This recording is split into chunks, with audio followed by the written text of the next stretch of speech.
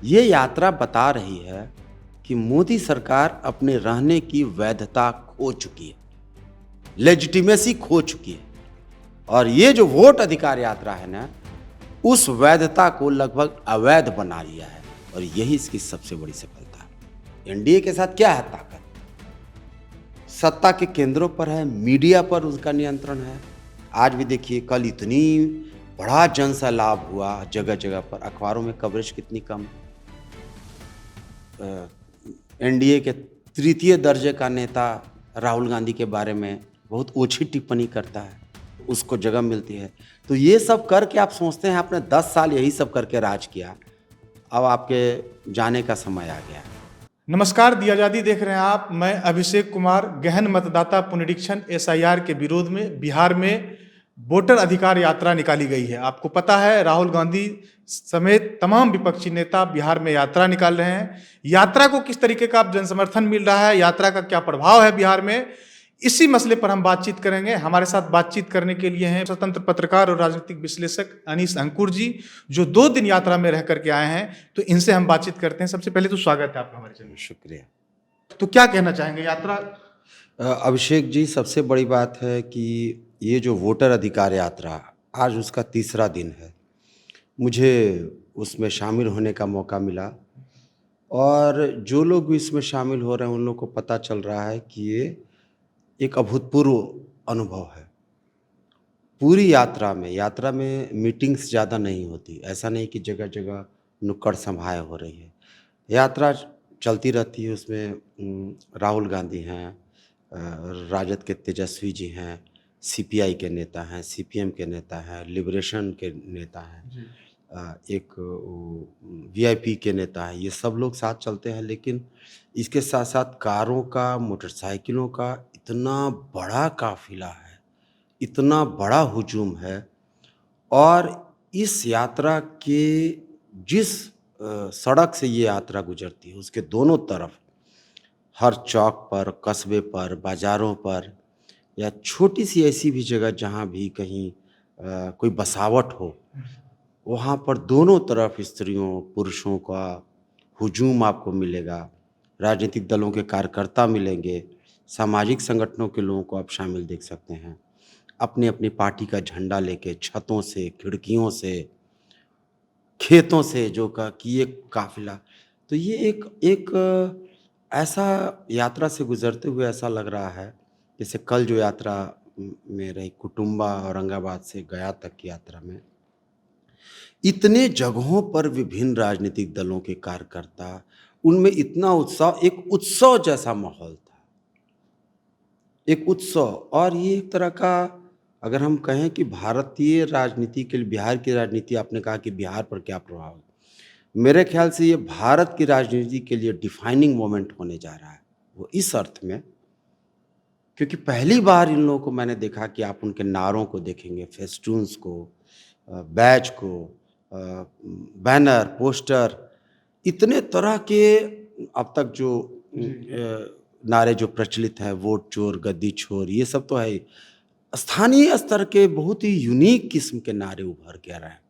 उन सब का लब्बो-लुबाब ये है कि हमारे वोटों को की कोई अपहरण कर रहा है, चोरी हो रही है। ये मैसेज जनता में है। ये एक नीचे आपको एहसास होगा, और इसलिए गुस्सा भी है और एक डिटर्मिनेशन भी है। गुस्सा इस बात का है कि ये हमारा वोट चुराया गया, और ये जो सरकार की, मोदी सरकार की जो वैधता थी, उस पर बहुत गहरा प्रश्न चिन्ह लग गया है। कुछ ऐसा भीतर चला गया है कि हमने जो चुना ये वो आदमी नहीं है, ये कोई दूसरा आदमी है, ये जबरन बैठा हुआ है। और ये एक बहुत नीचे तक चला गया। आपने कहा कि एक तरह का, मैं कहूँ कि एक मास ऑफ सर्च है। मैंने अपने सार्वजनिक जीवन में इस तरह का मतलब नहीं देखा था। इसका बहुत बड़ा प्रभाव पड़ेगा, और मेरे ख्याल से ऐसा प्रभाव पड़ेगा जिसकी शायद अभी लोगों ने अनुमान नहीं लगाया होगा। तो ऐसा कहा जा सकता है कि यात्रा में जनसैलाब उमड़ रहा है। बिल्कुल, बिल्कुल जनसैलाब उभड़ रहा। आप सोचिए 75 किलोमीटर या लंबी-लंबी, देखिए 13 दिनों में, 15 दिनों में ये यात्रा है लगभग 1300 किलोमीटर की, बीच में 1-2 दिन का गैप है। तो प्रतिदिन 100 किलोमीटर चलना है। यात्रा 11:30 बजे तक होती है, उसके बाद 2-3 घंटे तक विश्राम होता है। इसमें क्या कहें कि इतने बड़े लेवल पर लोगों का मास पार्टिसिपेशन है कि प्रबंधन के जितने काम हैं वो सब फेल होते जा रहे हैं। आपको मान लीजिए खाने का अनुमानित इंतजाम, संख्या से ज्यादा लोग आ जा रहे हैं। अनुमानित संख्या है ही, और शायद वो जो जिनके हाथ में प्रबंधन था उन लोगों ने कल्पना नहीं की, और उनको भी इस तरह की मीटिंग्स या इस तरह के अभियान चलाने का लगता है अनुभव नहीं है। अब मान लीजिए कि कोई खाने की जगह है, जो यात्री है, कार्यकर्ता है, वहाँ तक पहुँच ही नहीं पाते, पहुँच पाते हैं तो इतनी बदइंतज़ामी रहती है। लेकिन सबसे अच्छी बात ये है कि आप जो आपको आश्वस्त करती है कि ज़मीनी स्तर पर कार्यकर्ता, राजद के कार्यकर्ता, कांग्रेस, उसमें तमाशाई भी बहुत हैं। कांग्रेस पार्टी है तो उसमें हर विधानसभा से गुजरती है, विधानसभा चुनाव 1 महीने बाद होने वाले हैं, तो भावी प्रत्याशियों के आप खूब बैनर देखेंगे। एक ही विधानसभा के लिए कई-कई प्रत्याशियों के। सीपीआई के कार्यकर्ताओं को देखेंगे, बिना कुछ शोर किए, बिना कोई हल्ला किए, बिना किसी व्यक्ति का बैनर पोस्टर नहीं रहेगा, लाल झंडा लिए हुए अपना चुपचाप खड़े हैं, पुराने कार्यकर्ता हैं, नारे लगाते हैं। सीपीआई के खास करके गया और औरंगाबाद मैंने काफ़ी देखा, और दूसरे वामपंथी दलों के भी, एमएल के भी लोग, एम के भी लोग हैं, और ढोल बजता रहता है, नगाड़ा बजता रहता है, जगह जगह पर गीत संगीत का कार्यक्रम होता रहता है। आपको लगेगा कि सबको ये उम्मीद रहती थी कि शायद यहाँ सभा रुकेगी, राहुल जी या तेजस्वी या कम्युनिस्ट पार्टियों के नेतागण यहाँ रुकेंगे, लेकिन वो चलता जाता है और एक अद्भुत नज़ारा आपको है। और ये मुझे लग रहा है कि अगर ठीक से इसका नेतृत्व हुआ, इसके लोगों की भावना का ठीक से ख्याल रखा गया, तो इसको बहुत दूर तक ले जाया जा सकता है। जी, हमने भी देखा जिस दिन यात्रा की शुरुआत हो रही थी, वो जो जनसभा आयोजित की गई थी सासाराम में, तो बड़ी तादाद में लोग उस सभा में उपस्थित थे। लेकिन एक चीज़ और मैं आपसे जानना चाहता हूँ कि जिस दिन इस यात्रा का शुरुआत हुआ था सासाराम से, जब विपक्ष के लोग सभा कर रहे थे, यात्रा का शुरुआत कर रहे थे, उसी वक्त चुनाव आयोग ने प्रेस कॉन्फ्रेंस किया और उन्होंने राहुल गांधी से कहा है, नेता विपक्ष से, कि उन्होंने जो प्रेस कॉन्फ्रेंस करके आरोप लगाया है, इसको लेकर के वे माफ़ी मांगे या हलफनामा दायर करें, नहीं तो 1 सप्ताह में जो है उनके आरोप को निराधार बता दिया जाएगा।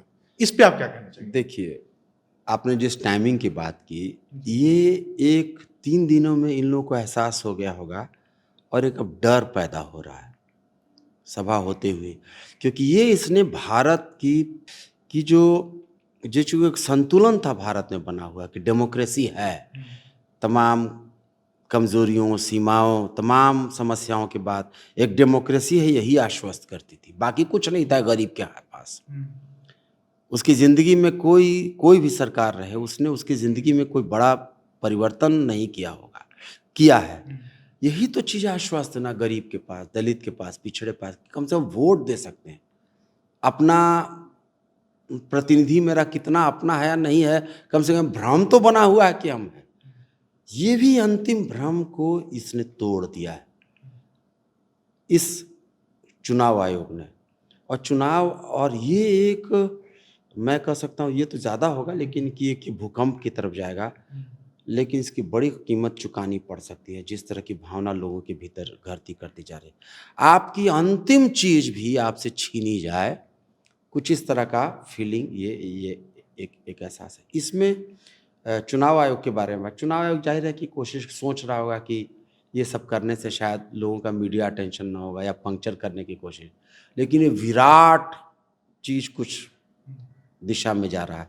सतर्क सिर्फ ये रहना है, जो इसके नेतृत्वकर्ता लोग हैं, जो इंतज़ामात लोग हैं, कि जितने राजनीतिक दल हैं उसमें शामिल हैं, सबका उसमें प्रॉपर रिप्रेजेंटेशन हो। जैसे मैं देख रहा हूँ कि सीपीआई और सीपीएम के नेता जो गण हैं, जब अगर सभा होती है या तो वहाँ उनको उनके नाम पुकारे नहीं जाते। सभा में तो सीपीआई के एक लीडर जो एक दिन सभा हुई थी, मैंने पी संतोष पहले दिन वाली सभा में थे, लेकिन दूसरे दिन कल वाली में, खास करके गया में आप या फिर दूसरी जगह भी, तो उसमें ये कोशिश करनी है कि ये एक अलग तरह की यात्रा है, बहुत तरह की मुश्किल, तो जो नेतृत्वकर्ता लोग हैं उनको बहुत सतर्क, सावधान, सब समन्वय बना के चलना। समन्वय बना के चलना होगा, वरना कई बार एक भीतर में एक अलगाव की ये होती है। मान लीजिए कि आपने सीपीआई का प्रतिनिधि अगर आपके गया में मंच पे नहीं था, तो ये आपको बहुत सामान्य बात लग सकती है, लेकिन पीछे उसके कार्यकर्ताओं पर बहुत खराब प्रभाव पड़ता है और वो संभव है कि वो धीरे-धीरे अपने आप को निष्क्रिय करना शुरू कर दें। सीपीएम के मैंने देखा कि अरुण मिश्रा जी कल पूरे यात्रा में थे। राज्य के नेता है पार्टी के। राज्य के बड़े नेता हैं, हम्म, वो पहुंच नहीं पाए। तो ये तो जिम्मेवारी आपकी है जो नेतृत्व करता है, कोऑर्डिनेशन कोऑर्डिनेशन की, ये एक बड़ी दिक्कत है। दूसरी समस्या ये है कि कांग्रेस के भीतर भी मुझे बहुत कार्यकर्ता मिले जो अपने ही इससे निराश हैं। इसमें कांग्रेस पार्टी को, क्योंकि वही सबसे आगे आगे दिख रही है, तो उसको थोड़ा और कहें कि परिपक्वता दिखानी पड़ेगी। कांग्रेस के बहुत सारे कार्यकर्ता निराश हैं, जैसे जो लोग यात्री पास मिलता है उससे आपको खाने पीने का, जाने का, उन लोगों के पास नहीं थे। कई लोग हमारे परिचित मिले, उनके भीतर गुस्सा भी था, तो क्या सिर्फ हम लोग झोला ढोने के लिए हैं? कांग्रेस के कार्यकर्ताओं की बात मैं कर रहा हूँ। ये चीज़ अच्छी नहीं है। कई कांग्रेस कार्यकर्ताओं को मैंने देखा सभा से लौटते हुए। तो दूसरी बात मैं ये देख रहा हूँ कि उन लोगों की भी शिकायत है कि सारा जो नेतृत्व है वो गैर बिहारियों के हाथ में है। अच्छा। हाँ, और ये ज़्यादातर प्रबंधन से लोग आए हुए हैं, मैनेजमेंट वगैरह पहले किसी दूसरे धंधे में रहे होंगे, अभी इधर आ गए। तो वो लोग अच्छा काम कर रहे हैं, उन लोगों ने काफ़ी तैयारी की, ऐसा नहीं कर सकते, बहुत तैयारी की उन लोगों की, काफ़ी मैं उनकी जो दाद भी देना चाहता हूँ कि बहुत मैसिव स्केल की तैयारी थी, बहुत बड़े लेवल की प्लानिंग, बहुत कम समय, बहुत बड़े लेवल की प्लानिंग की, रूट प्लान करना, कई तरह चीज़ें सुनने में जितना आसान या ये लग रहा है, ये आसान बात नहीं है, लेकिन चूंकि आप नेतृत्व करते हैं तो मान लीजिए कि बिहार के बाहर के लोग जो प्रभारी लोग हैं, जो प्रबंधन देख रहे हैं, तो आप तो छोड़ दीजिए दूसरी पार्टियों के, अपने ही पार्टी के कार्यकर्ताओं को आप पहचानते हैं या नहीं पहचानते हैं, ये तो आपको ध्यान देना पड़ेगा। तो थोड़ा ज़्यादा उनको संवेदनशील रहना होगा, इस बात के प्रति ज़्यादा सतर्क रहना पड़ेगा कि कोई आदमी हमारा छूटे नहीं। मैं जान रहा हूँ कि एक चीज़ें इतनी कल्पना से बड़ी होती चली जा रही हैं कि इसको संभालना, इसका मैनेजमेंट करना, हर एक चीज़ को, ये कोई आसान बात नहीं है, कहना आसान है, लेकिन खासकर टॉप लेवल पर 6 जो राजनीतिक दल हैं उनका उचित प्रतिनिधित्व सब जगह हो, इससे एक अलगाव आता है। और ये चुनाव हमें सिर्फ बिहार के लिए ही नहीं, पूरे देश के लिए ध्यान रखना है। तो इन सब बातों का जो लोग मतलब नेतृत्वकारी लोग हैं उनको ख्याल, बहुत लोगों को है कि यात्री पास नहीं है, कार के लिए जो पास रहता है, वो एक प्रमुख 2 राजनीतिक दलों को मैंने देखा कि उसके लोग भटकते दिखे, आरजेडी और कांग्रेस। नहीं, मतलब दूसरे लेफ्ट पार्टियों के 2, अगर उनको ये एहसास होगा कि उनका राष्ट्रीय नेता आता है और वो काफिले में कहीं 50वें नंबर पर है, तो उसको बुलाना वो नेतृत्व का काम है, जो लोग लीडरशिप कर रहे हैं। नहीं, ये चीज़ मैंने भी महसूस किया कल जब राहुल गांधी कुछ वोटिंग लिस्ट से जो जिनका नाम काटा गया था वैसे लोगों से मिलजुल रहे थे, तो सीपीआई और सीपीएम के प्रतिनिधि वहाँ पे नहीं थे, एमएल के थे और भी दल के थे। एमएल के साथ भी ऐसा नहीं है, क्योंकि वहाँ एक दीपांकर उसके राष्ट्रीय महासचिव हैं, सब लोग जानते हैं, तो उनको थोड़ी जगह, लेकिन वहाँ भी बहुत, उनकी भी स्थिति बहुत अच्छी नहीं है, स्टेट की लीडरशिप, और स्टेट लीडरशिप को तो लगभग गायब ही कर दिया गया है। और अब ऐसा नहीं है कि कोई शिकायत है, ऐसा नहीं है, लेकिन आपको थोड़ा सतर्क रहना होगा, सब चीज़ों को इंक्लूसिव रहना होगा। आप बड़ा काम कर रहे हैं, हम समझ सकते हैं कि चीज़ें मतलब जब बड़े लेवल की चीज़ें होती हैं तो इनको छोटी मोटी चीज़ें होती रहती हैं, लेकिन आपको कल की, खास करके कल के बारे में मैं कहूँगा कि सभा अगर कहीं होती है, बैठकी अगर कहीं होती है जहाँ मीडिया सब लोग हैं, तो वहाँ प्रॉपर रिप्रेजेंटेशन होना चाहिए। प्रॉपर रिप्रेजेंटेशन मतलब सीपीआई और सीपीएम को लेकर के ज़्यादा उनको सतर्क होना पड़ेगा। अगर उनके कार्यकर्ताओं में अगर उनको लगा कि हमारा नेतृत्व वहाँ, देखिए बात ये कि अभी चुनाव होना है, कई तरह की बातें हैं, कई तरह का मिसकैलकुलेशन है, सीट शेयरिंग का है, कई तरह के लोगों के भीतर आशंकाएँ पनपती हैं। तो अभी सबको लेके चलने की ज़रूरत है। मुझे लगता है कि जो प्रबंधन जो लोग कर रहे हैं, महागठबंधन के लोग, इस सब को लेके थोड़े और सतर्क होंगे। थोड़ा कम्युनिस्ट पार्टियों के नेताओं और कार्यकर्ताओं में ये है कि थोड़ा ये लोग इम्पोजिंग नहीं होते हैं। जैसे वो दूसरे दलों को लेकर मान लीजिए कि ये लोग थोड़े चुपचाप रहने वाले, बहुत ही शांत, आइडियोलॉजी को लेकर काम करने वाले। ज़्यादा आपको थोड़े विनम्र, अगर कहें कि बहुत ज़्यादा अच्छे होते हैं, तो अच्छे होने की कीमत सीपीआई सीपीएम को नहीं मिलनी चाहिए। अदा करनी पड़े, इसका उनको ख्याल रखना चाहिए। और ये एक फीलिंग मैंने कल ऐसा हुआ है।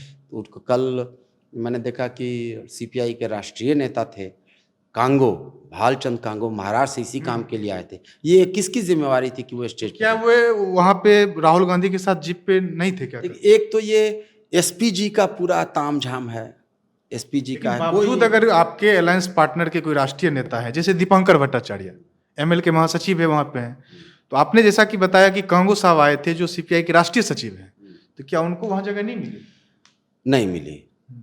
उन लोगों ने नाम भी नहीं अनाउंस किया, जबकि यहाँ से वहाँ नाम। क्या कोऑर्डिनेशन को इसकी सूचना बिल्कुल, नहीं थी? मेरा यही कहना है कि समन्वय और करने की ज़रूरत है कि कोई आपका साथी नहीं छूटना चाहिए। बिल्कुल।